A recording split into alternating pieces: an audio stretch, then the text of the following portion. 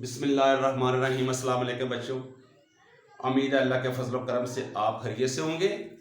बेटा 10th class का math है और इसमें एक्सरसाइज 3.1 है और इसमें कंप्लीट करने की कोशिश करते हैं।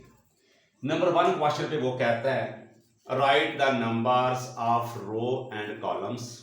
बेटा ये यूनिट है ना, ये मैट्रिक्स का है। इस एक्सरसाइज में वो सिर्फ हमें पहचान करवाता है कि रो क्या है और कॉलम्स क्या है। अब मैं रैंडम आपको बताता हूं, ये जो है ना साइन ऑफ मैट्रिक्स है, ये इसमें एलिमेंट ये कर लें। अच्छा, इसको नाम दे देते हैं ए का, ये एक और लिखते हैं बी। मैं रैंडमली आपको बता रहा हूं, इसमें 1 0 3 4 ये कर लिया। अब एक और कर रहा हूं मैं यहां पे सी 1 2 3, ये मैंने वैसे लिख दी है 3 कॉलम। मैट्रिक्स आ गए 3 हमारे पास। अब बेटा हमने इसमें नंबर ऑफ रो और नंबर ऑफ कॉलम पाने हैं। अच्छा, इसमें ना ये जो लाइन है, इस तरफ लाइन, ये लाइन जो है ना, ये हॉरिजॉन्टल लाइन है। इस लाइन पर जितने भी एलिमेंट्स होंगे, जितने मर्जी एलिमेंट्स हों, लेकिन लाइन अगर एक पे हो तो हमारी रो 1 होगी। जैसा कि ये देखिए, ये हमारा ये, तो इसमें नंबर ऑफ रो जो है वो 1 है। अब कॉलम की बात करें तो इसे सी से डिनोट करते हैं। अब वो ऐसे है वर्टिकल, ये लाइन नीचे से ऊपर या ऊपर से नीचे। अब इसमें ये देखें 1 2 3, तो इसमें नंबर ऑफ कॉलम जो है वो 3 है। इसमें देखें तो ये देखें, ये हमारे पास ऊपर से ये एक लाइन आ रही है, ये एक लाइन, तो ये बेटा 1 और 3, ये एक कॉलम है, कॉलम नंबर 1, और ये कॉलम नंबर 2 है 0 एंड 4। तो इसमें कॉलम जो होंगे वो नंबर ऑफ कॉलम 2 होंगे। अब इसमें रो देखें तो इस तरफ ये नंबर 1 रो, ये नंबर 2 रो, तो ये 1 और ये 2, तो रो इसमें क्या होंगी 2। ये बेटा इसका मेथड है। अब इसमें देखें तो नंबर ऑफ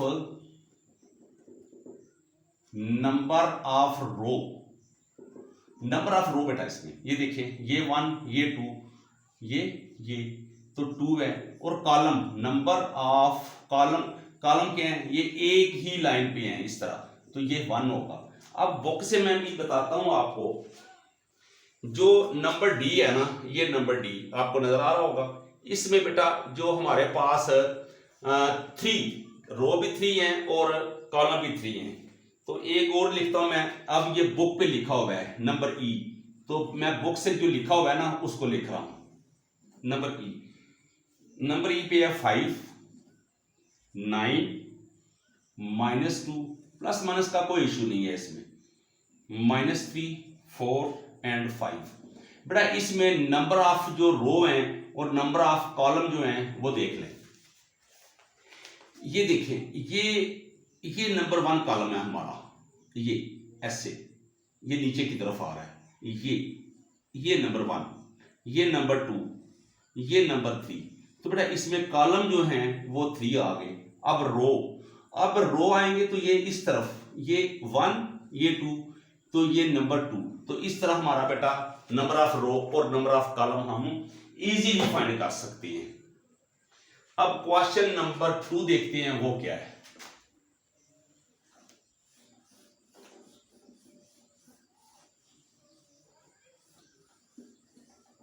नंबर 2 पे वो क्या कहता है, नंबर 2 पे कहता है write the order of matrix. Right order of matrix. Order क्या है? अब ऑर्डर अगर बुक पे देखें तो हमारे पास एक लिखा हुआ है, ये 1 और 0। बुक पे देखें तो हमारे पास डी जो है वो ये है, वो है 0 3 4 5 0 9। अब चले पहले इसको चेक कर लेते हैं। बेटा इसमें ना हमारे पास जो ऑर्डर लिखने का तरीका है, वो पहले रो लिखते हैं, रो और यहाँ पे लाइन लगाते हैं, ये बाय लिखते हैं और ये आगे ये ऑर्डर लिखने का एक तरीकाकार है। तो रो पहले लिखते हैं इसमें ये देखें 1 2 है कि क्या रो और कॉलम 1 है तो 2/1 ये इसका सॉल्यूशन होगा। और इसमें बेटा ये देखें ये 1 ये 2 तो 2 ये देखें 1 2 3 तो 3 ये हमारे पास कॉलम है, ये रो है। तो इस तरह बेटा हम इसका ऑर्डर लिखते हैं। तो अगर हमारे पास एक ही एलिमेंट है, ये 0 है, तो हम 1/1 ही लिखेंगे। अगर यहां पे हमारे पास ये पोजीशन आ गई है 1 और ये 2, अगर ये पोजीशन आ गई है तो रो इसमें 1 है और बेटा कॉलम इसमें 2 है। ये देखें ये कॉलम और ये रो। तो इस तरह बेटा हम ऑर्डर भी लिखेंगे। अब देखते हैं क्वेश्चन नंबर 3। क्वेश्चन नंबर 3 में क्या है अब वो देखते हैं। ये बड़े ना आसान से थे, ऐसे ही वैसे ना आपको बताए हैं बस। Which are the following matrix are equal. अच्छा इक्वल में क्या है, जिसमें बेटा नंबर ऑफ रो और नंबर ऑफ कॉलम ये बराबर हो तो इसे हम कहते हैं कि ये इक्वल है, यानी कि इनका ऑर्डर अगर इक्वल है तो देखें जरा। नंबर 1 पे है हमारा ए में हमारे पास 0 3 एंड 4 1 है। तो इसके इक्वल जो होगा वो हमारे पास एफ होगा। एफ में है क्या, एफ में बेटा 3 - 3 है और यहां पे 3 है तो 3 + 1 है और यहां पे 1। अब इसको हल करें तो ये भी 0 हो जाएगा और ये 3 + 1 4 हो जाएगा और ये बेटा एलिमेंट्स हमारे इक्वल आ गए।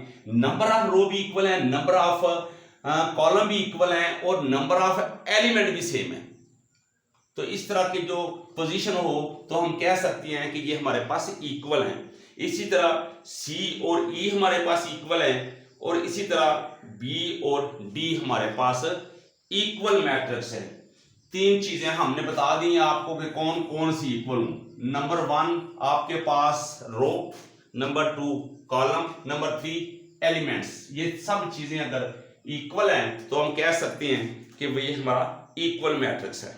नंबर 4 ये देखिए जरा, वो कहता क्या है, वो कहता है इफ आपके पास अगर हो क्या हो जी a + 2 c - 3,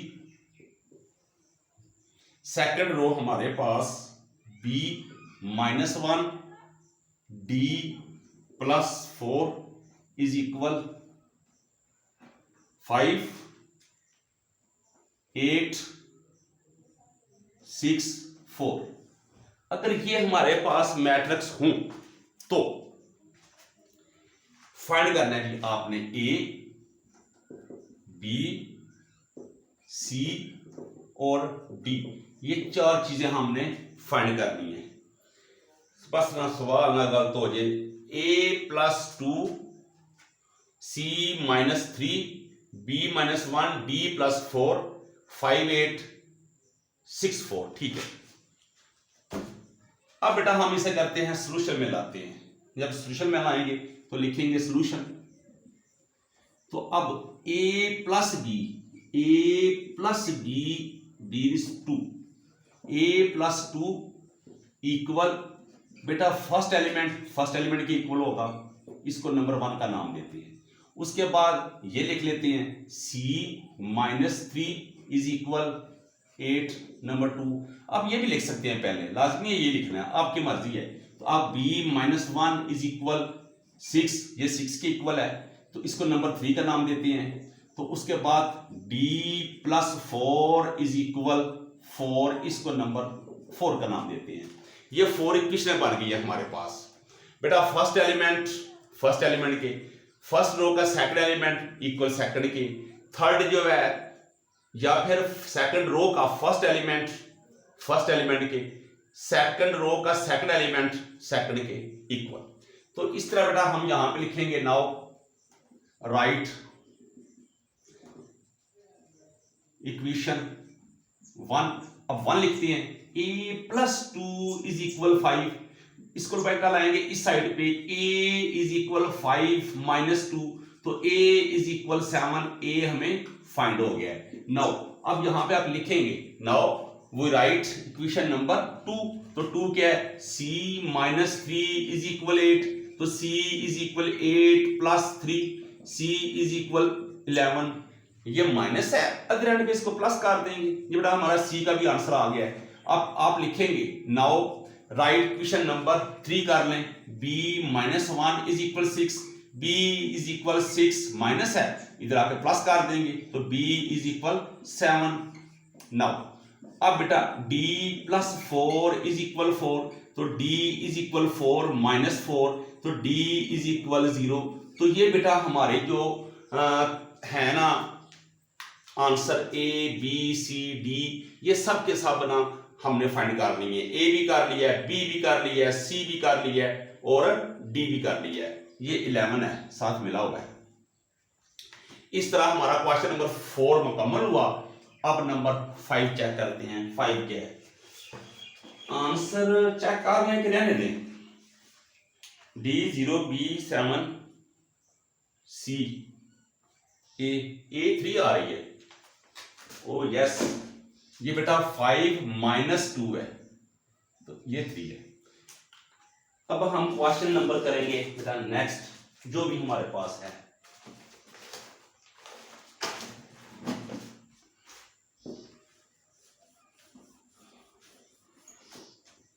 कोशिश होती है प्लस माइनस की मिस्टेक ना हो जाती है बस। अब बेटा क्वेश्चन नंबर 5 वो देखते हैं क्या है। इसी तरह 2x प्लस 1 और ये 4, उसके बाद 7 5 इक्वल 9 4 7 y। इसमें बेटा x को फाइंड करना है और y को करना है, तो लिखेंगे सॉल्यूशन। सॉल्यूशन लिखने के बाद लिखेंगे, हम चेक कर लें, 2x plus 1 y is equal 5, हमें यही चाहिए। तो बेटा लिखेंगे 2x plus 1 is equal 9, first element first के इक्वल। अब इसी को भी आप हल कर सकते हैं यहां पे, तो 2x is equal 9 minus 1, 2x is equal 8, 9 में से 1 करेंगे सब्ट्रैक्ट, तो x इज इक्वल 8 ओवर 2, तो x इज इक्वल आ जाएगा 4, तो x की वैल्यू बेटा 4 आ गई। तो नाउ अब last element 5 is equal y के, तो बेटा इस तरह y भी हमें अवेलेबल है। तो इस तरह हमें दोनों की जो वैल्यूज हैं वो आ गई हैं। अब इसका आंसर मैच कर लें। ये क्वेश्चन नंबर था हमारे पास 5, 4 और 5, यस यही। तो अब हम करते हैं क्वेश्चन नंबर 6। क्वेश्चन नंबर 6 क्या है देखते हैं बेटा। क्वेश्चन नंबर 6 है हमारे पास, चलिए इधर लिख लेते हैं,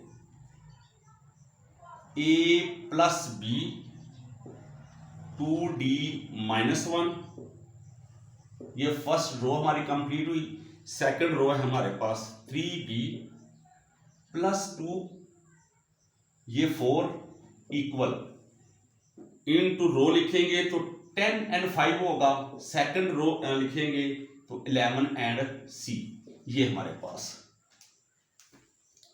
तो बेटा इसमें a b c और d ही आपने फाइंड करना है। तो मैं फिर से चेक कर रहा हूं, a प्लस बी 10, ठीक है जी। अब लिखेंगे यहां पे हम सॉल्यूशन। अच्छा मैंने लिखा नहीं है यहां पे, a question mark, b question mark, c question mark, d जो है उसको भी हमने फाइंड करना है। ये a b c d find करने हैं। तो सॉल्यूशन में हम लिखेंगे बेटा a प्लस बी, इधर लिखते हैं a plus B is equal 10, first element के इक्वल, ठीक है। तो बेटा इसको नंबर 1 का नाम देते हैं। उसके बाद हमें चाहिए, चलो कोई से भी लिख लें, 2d minus 1 is equal 5, number 2 का नाम दे दिया। यही है जी 2d माइनस 1, ठीक है। उसके बाद 3b प्लस 2 इज इक्वल 11। मैं बुक से साथ इसलिए मैच कर रहा हूं कि कहीं हमारे कोई मिस्टेक ना हो जाए। तो लास्ट पे है हमारे पास, इस पे नंबर 3 का नाम देते हैं और नंबर 4 है हमारे पास 4 इज इक्वल सी। ये देखिए 4 इज इक्वल सी। तो बेटा इस तरह हम यहां से चलते हैं जी। First we write equation number 1। First write equation 1 लिखते हैं बेटा। a plus B is equal 10। इसमें 2 अननोन वेरिएबल है तो ये हम नहीं फाइंड कर सकते। तो इससे पहले हम b फाइंड करेंगे और b की वैल्यू इसमें पुट करेंगे तो फिर हम फाइंड करेंगे। सो राइट इक्वेशन 3 कर लेते हैं, इससे पहले खत्म करते हैं। 3 किया तो 2b plus 2 is equal 11, 2b is equal 11 minus 2, 2b is equal 9। अब 2b, ये 2b है ना, 3b है बेटा, 3b है, वो 3b लिखा हुआ 3b है। 3b प्लस 2 इज इक्वल 11, ठीक है। तो ये यहां पे फिर आ जाएगा 3, b इज इक्वल 3, b का आंसर हमारे पास 3 आया। अब b की वैल्यू पुट करते हैं 1 में, तो ये देखें a plus b is equal 10, a plus ये 3 is equal 10, a is equal 10 minus 3, a is equal 7। तो इस तरह बेटा हमारे पास a की वैल्यू भी 7 आ गई है और b की वैल्यू हमारे पास आई है 3। क्वेश्चन नंबर हमारा 6 है, साथ साथ चेक कर लें ताकि मुश्किल ना बने बाद में। b की है तो 7 आ गई, ठीक है।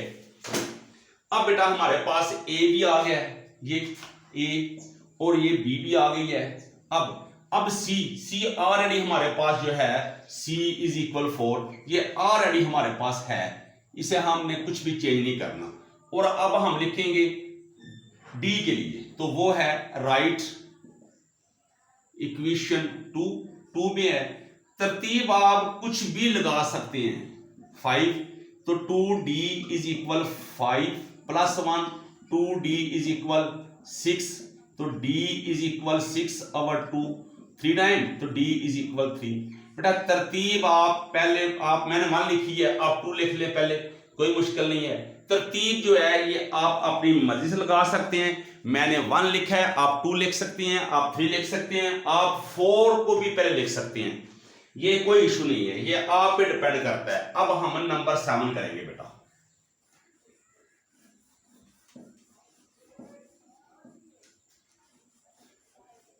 मेरा ख्याल है 7 जो है इसका आखिरी क्वेश्चन होगा, देखते हैं। बुक जी 7 आ गई है। अब नंबर 7 पे आते हैं। 7 क्या है? p plus Q, p plus Q, ये हमारी फर्स्ट रो का फर्स्ट एलिमेंट। सेकंड है 5, सेकंड रो 11 और ये है p माइनस 2 क्यू, ठीक है, इज इक्वल है 6, 5, 11 एंड 0। तो बेटा इसमें p एंड q को फाइंड करना है। सॉल्यूशन, अच्छा बेटा तो जो कीजिएगा हम लिखेंगे p plus Q is equal 6, first element first के इक्वल। अब लास्ट है तो p minus 2 Q is equal 0, इसको नाम 1 का देते हैं, इसको नंबर 2 का देते हैं। अब बेटा सबट्रैक्ट करते हैं, सबट्रैक्ट कर देंगे, आपकी मर्जी है, आप जो मर्जी लिख लें। सबट्रैक्ट 1 फ्रॉम 2, हमने 2 में से 1 करते हैं, तो 2 लिखते हैं, पहले 2 लिखी, p minus 2 Q is equal 0, तो p plus Q is equal 6। तो बेटा इसकी साइन चेंज करेंगे क्योंकि सबट्रैक्ट कर रहे हैं, तो ये p कैंसल, तो minus 3 Q is equal minus 6, ये कैंसल, तो Q is equal 6 over 3 2 time, तो क्यू इज इक्वल 2, क्यू की वैल्यू आ गई है। अब बेटा आपने लिखना है, now put value of Q in 1, Q in 1 में पुट करेंगे, अब 2 में कर लें 1 में कर लें, आपकी मर्जी है। 1 आपके पास ये है, तो देखिए जरा, p plus Q is equal 6, तो p प्लस क्यू की वैल्यू क्या है 2 is equal 6, p is equal 6 minus 2, p is equal 4। इस तरह हमें 2 और 4 आंसर आए हैं। ये चेक कर लें जरा, क्या ये ठीक है? ये हमारा क्वेश्चन नंबर 7 था, 2 और 4, ठीक है। तो इस तरह बेटा जो हमारे पास इक्वेशन थी ना, सॉरी एक्सरसाइज थी 3.1 कंप्लीट हमने की है बेटा। इसमें मुश्किल कोई नहीं है, इसमें 2-3 मेथड वो क्लियर करता है। नंबर 1 पे वो हमें ये बताता है कि नंबर ऑफ कॉलम कौन से हैं और नंबर ऑफ रो क्या होती हैं। उसके बाद वो हमें बताता है कि ऑर्डर इसका क्या है, और उसके बाद वो हमें बताता है कि पी और क्यू या ए बी सी की वैल्यू आपने जब फाइंड करना होती है, तो जो फर्स्ट रो का फर्स्ट एलिमेंट है वो फर्स्ट के इक्वल होता है, जो सेकंड रो का सेकंड एलिमेंट है वो नेक्स्ट जो हमारे पास इक्वल है वो सेकंड रो का सेकंड एलिमेंट ही होगा इक्वल। तो ये बताता है, तो इस तरह हम वैल्यू फाइंड करते हैं। तो ये बेटा मुकम्मल हुई। तो ठीक है बेटा, दुआ में याद रखिएगा। अल्लाह हाफिज।